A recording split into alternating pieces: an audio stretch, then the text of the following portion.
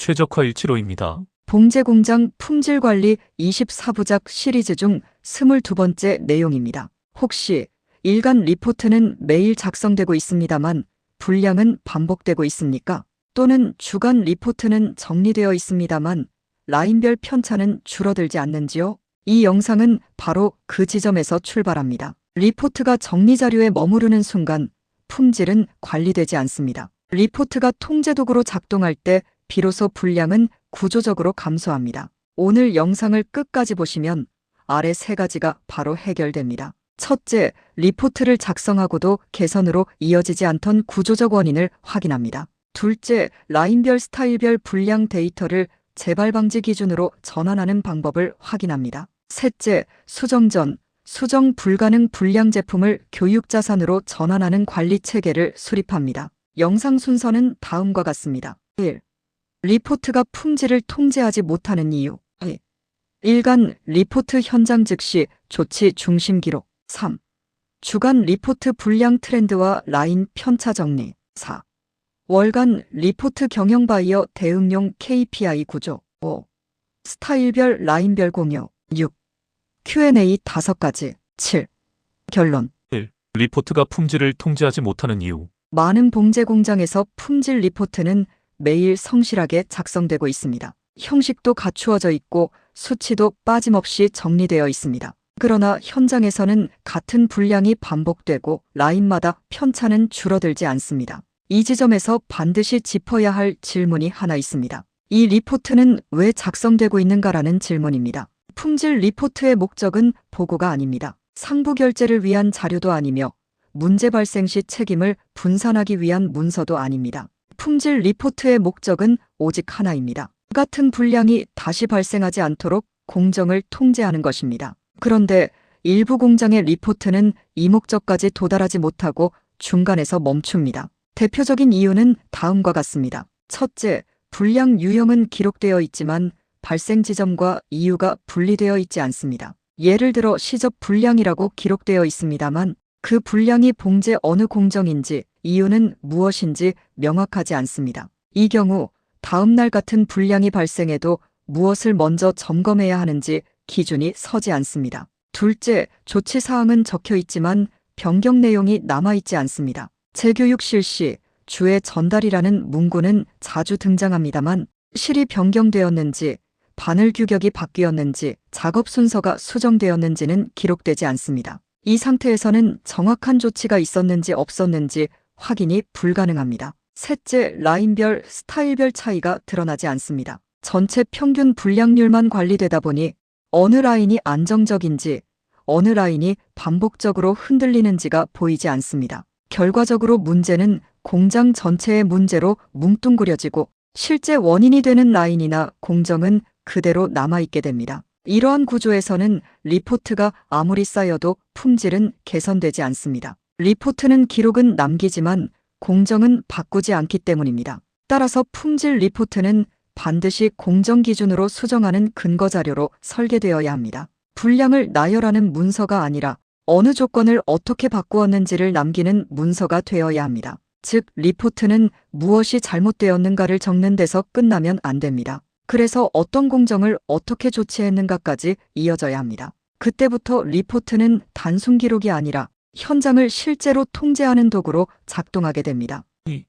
일간 리포트 현장 즉시 조치 중심 기록. 일간 리포트는 봉제 공장의 모든 품질 관리 리포트 중 가장 중요합니다. 이 리포트가 흔들리는 순간 주간 리포트와 월간 리포트는 의미를 잃습니다. 왜냐하면 주간과 월간 리포트는 모두 일간 리포트가 쌓여 만들어지기 때문입니다. 기초가 흔들리면 그 위에 아무리 많은 데이터를 쌓아도 품질은 안정되지 않습니다. 일간 리포트의 핵심은 단순히 오늘 어떤 분량이 나왔는가를 정리하는 데 있지 않습니다. 가장 중요한 기준은 단 하나입니다. 그날 안에 조치가 끝났는가입니다. 분량이 발생했는데 조치가 다음 날로 넘어갔다면 그 순간 이미 공정 통제는 실패한 상태라고 봐야 합니다. 다음 날 같은 조건으로 생산이 이어졌다면 분량이 다시 발생하지 않기를 기대하는 것은 관리가 아니라 운에 맡기는 것입니다. 그래서 일간 리포트는 반드시 현장 즉시 조치를 전제로 설계되어야 합니다. 이를 위해 다음 요소들이 빠짐없이 포함되어야 합니다. 첫째, 라인 번호와 작업 스타일은 명확하게 구분되어야 합니다. 단순히 오늘 불량 발생이 아니라 어느 라인에서 어떤 스타일을 작업하는 과정에서 무슨 이유로 발생했는지가 확인 가능해야 합니다. 그래야 다른 라인과 비교가 가능하고 유사 스타일 작업 시 참고 자료로 활용할 수 있습니다. 둘째, 불량은 수량보다 유형이 우선 기록되어야 합니다. 수량은 결과입니다. 통제의 대상은 결과가 아니라 원인입니다. 따라서 열장 불량이라는 기록보다 시접 불량, 땀수 불균형, 치수 이탈과 같은 유형과 원인 분류가 먼저 나와야 합니다. 이렇게 정리되어야 방법과 조건대로 수정으로 연결됩니다. 셋째, 불량 발생 공정과 작업자 조건이 함께 기록되어야 합니다. 여기서 말하는 작업자 조건이란 개인의 능력 평가가 아닙니다. 숙련도, 작업 배치 시점, 교대 여부, 작업 변경 여부 등 당시 작업 환경을 의미합니다. 이 정보가 있어야 작업자 문제인지 공정 구조 문제인지 구분이 가능합니다. 넷째, 임시 조치가 아니라 공정 조건 변경 여부가 반드시 남아야 합니다. 이 부분이 일간 리포트의 핵심입니다. 재교육 실시, 주의 전달이라는 표현은 기록은 될 수 있습니다만 통제는 아닙니다. 이 문구만으로는 다음날 무엇이 달라졌는지 확인할 수 없습니다. 실제 통제는 반드시 구체적이어야 합니다. 실규격을 변경했는지, 바늘 호수를 조정했는지, 스티치 간격을 수정했는지, 봉제 가이드를 추가 또는 이동했는지, 작업 순서를 앞뒤로 바꾸었는지, 또는 특정 공정을 분리했는지가 명확히 기록되어야 합니다. 이 기록이 남아 있어야 다음날 동일 불량 발생 시 이미 변경된 조건에서도 발생했는지를 판단할 수 있습니다. 결국 일간 리포트는 그날 생산 실적을 정리하는 문서가 아닙니다. 그날 발생한 불량을 기준으로 다음날 생산 조건을 고정하는 문서입니다. 일간 리포트가 제대로 작동하기 시작하면 불량은 하루 단위로 끊어지기 시작합니다. 그때부터 품질 관리는 감각이 아니라 기록과 조건으로 통제되는 단계로 들어가게 됩니다. 3. 주간 리포트 불량 트렌드와 라인 편차 정리. 주간 리포트는 패턴을 보는 문서입니다. 하루 단위로는 보이지 않던 흐름이 주간 단위에서 드러납니다. 주간 리포트의 핵심은 다음 세 가지입니다. 불량 유형이 줄고 있는지, 반복되고 있는지, 특정 라인에만 불량이 집중되는지, 같은 스타일인데 라인별 편차가 발생하는지, 2단계에서는 단순 합계가 아니라 비율과 변화 추이를 확인해야 합니다. 특히 스타일 변경 시점, 자재 변경 시점, 작업자 이동 시점을 함께 확인해야 합니다. 주간 리포트는 현장 관리자의 판단을 돕는 자료입니다.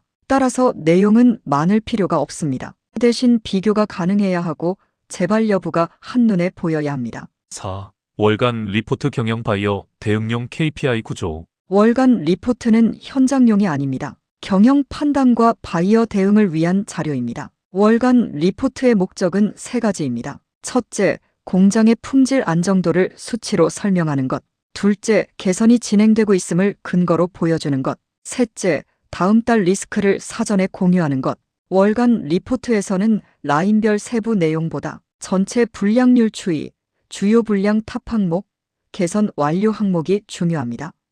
바이어 대응 시 월간 리포트는 신뢰 자료로 작동합니다. 불량이 있었는지가 아니라 불량 이후 어떤 구조 개선이 이루어졌는지가 핵심입니다. 5. 스타일별 라인별 공유. 여기서 품질 관리의 수준이 갈립니다. 리포트를 보관하느냐, 공유하느냐의 차이입니다. 스타일별 리포트는 반드시 다른 라인에서 참고 가능해야 합니다. 즉, 이 스타일에서는 이런 불량이 발생했다가 아니라 이 유형의 스타일에서는 이 공정을 주의해야 한다로 정리되어야 합니다. 또 하나 중요한 요소가 있습니다. 수정 전 또는 수정 불가능한 불량 제품의 관리입니다. 이 불량 제품은 폐기 대상이 아닙니다. 교육 자산입니다. 작업자 교육, 신규 스타일, 투입 전 미팅, 품질 기준 설명 시 가장 강력한 자료입니다. 불량 샘플은 반드시 유형별로 분류하여 보관해야 하며 왜 발생했는지와 어떤 조치로 재발을 막았는지가 함께 기록되어야 합니다. 6.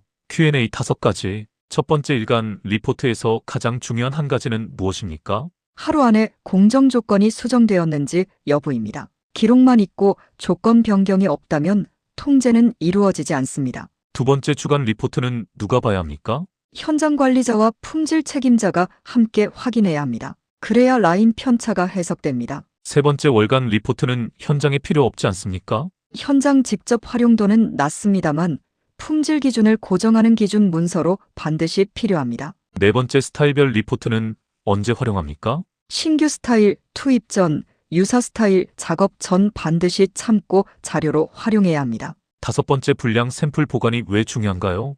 문서보다 빠르게 기준을 전달할 수 있기 때문입니다. 실제 사례만큼 강력한 교육 자료는 없습니다. 7. 결론. 오늘은 봉제 공장 품질 관리 리포트를 일간, 주간, 월간으로 나누어 단순 기록이 아닌 통제 구조로 설계하는 방법을 설명했습니다. 또한 스타일별 라인별 공유를 통해 분량 데이터를 가이드라인으로 전환하는 방법과 수정 전, 수정 불가능 제품을 교육 자산으로 활용하는 체계까지 확인했습니다. 리포트가 많이 작성된다고 품질이 좋아지지 않습니다. 리포트가 원인을 찾고 방법을 바꿀 때 그때 품질은 안정됩니다. 다음 시간에는 24부작 중 23번째 부서별 업무 협업과 직원 교육을 준비하겠습니다. 시청해주셔서 감사합니다. 영상을 보시며 떠오르는 경험이나 주변 이야기가 있으셨다면 댓글로 남겨주시기 바랍니다. 그 소중한 경험이 다른 분 품질 관리의 깊은 지혜와 용기가 될 수 있습니다.